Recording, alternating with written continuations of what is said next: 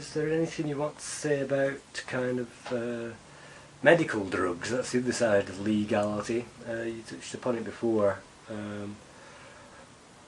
Pharmaceutical drugs, it's a big issue. I have some really practical experience of this. I have one of my universal soul retrieval clients who told me about all the lists of drugs that they were taking from the doctor, and it included a long list of drugs for very physical ailments and then a lot of drugs for psychological ailments, and I was pretty gobsmacked to realise that this particular individual was consuming so many.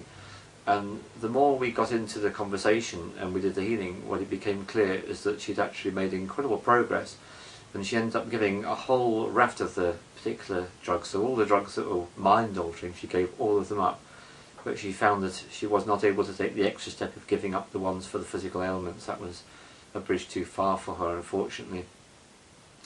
Then I've got a very personal experience with one of my relatives, one of my aunties. I'm going to speak to you about her. Now, my auntie was in incredible pain, and had been in very great pain for years. Her original diagnosis was spondylitis, which meant she had incredibly severe pain at the base of her spine. She had it for decades. And what has happened is, over the years, various doctors had put her on more and more pharmaceutical drugs, until in the end she was consuming a vast cocktail of pharmaceuticals, and the quality of her life went down and down until the stage she could no longer go on holidays. She was in constant pain despite taking all these drugs, and she was literally living a nightmare of hell.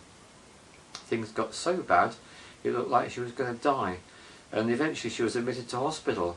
And after she'd been in hospital for a while, still feeling like she was going to die, very luckily for her, an intelligent doctor came along and had a really close look at what she was on, all the drugs she was on.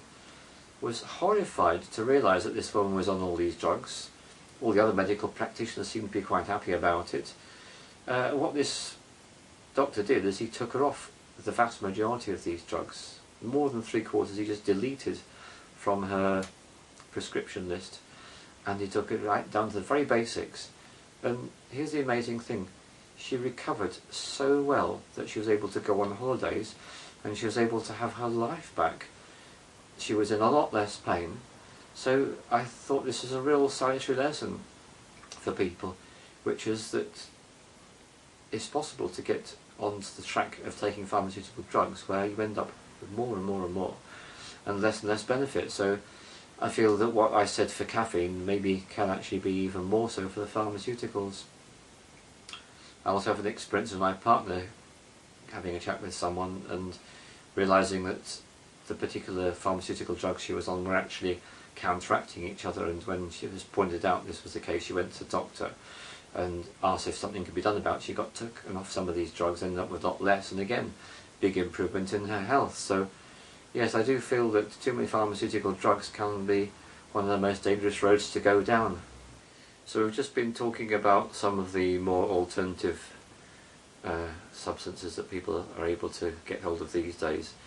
There's things like bubble, which is becoming increasingly well known. It's still legal at this time, as I understand it. It's not something I've ever experienced. I think we both agree that neither of us have experienced anything like that. It's a really big question when you're consuming something like that as to what it's going to be like, and what is in it, and what the long-term effects are. And I guess the answer is that people don't really know what the long-term effects are because they haven't been out very long. And I think this brings us back to Terence McKenna again, that when you're taking something that's got a real pedigree, that you know it's been around a very long time and that it's known to be safe because many people have used it for very many years or thousands of years, that's one thing, but something new, that can be another matter altogether. And then there's the subject of herbal highs, which are legal and available in all sorts of places. I've had a very limited experience with these, and my personal opinion is that some of them can be very dodgy indeed. Some of them certainly have very unpleasant effects, which I don't think are remotely desirable. I've met people who've made them, I've met people who market them, and my personal feeling about a lot of them is just don't bother really, not worth the bother.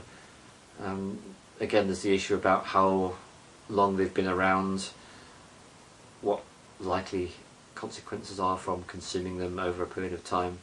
And most of the answers are we don't know, we don't know, we don't know, because they haven't been around for that long. There's something else which is popular in some circles, and it's nitrous oxide, and I'm trying to remember the name that people give for that. There's another name that people give for it, and it's very much available in festivals. Laughing gas, that's the other name people give to it. And I've had a very small amount of experience with this. Technically it's a legal substance because you can even get it at the dentist's. I find the effects pretty full on, to say the least. It's something that does seem to have really bad effects if the person consumes a great deal of it, because I've had the unfortunate experience of spending some time with people who've used a lot of this, and it seems that it can be very definitely not at all good for the consciousness in the long term. I think it's one of those things, if you're going to just have a very few experiences, that's no big deal, but any more than that you really might want to think twice, or maybe 3 or 4 times before bothering to do so. Ultimately, with all these substances, it all comes down to the best person to trust is yourself. See how you feel about it, see what your intuition says, see how you feel in your heart about it, and if there's any part of you that feels like no, then respect that part, because that's coming from you. Ultimately, the person who knows best about these things is always you, not other people. So that's what I would say. Go for your own instincts and your own intuition about such matters. I'd like to take this opportunity to thank all of you for watching and for all of you for subscribing. We really appreciate your interest. And it's been quite some time since there has been a load of films done, and we've got a load to come out over the next few months, and we look forward to comments, and thanks very much indeed for tuning in. Cheers for now.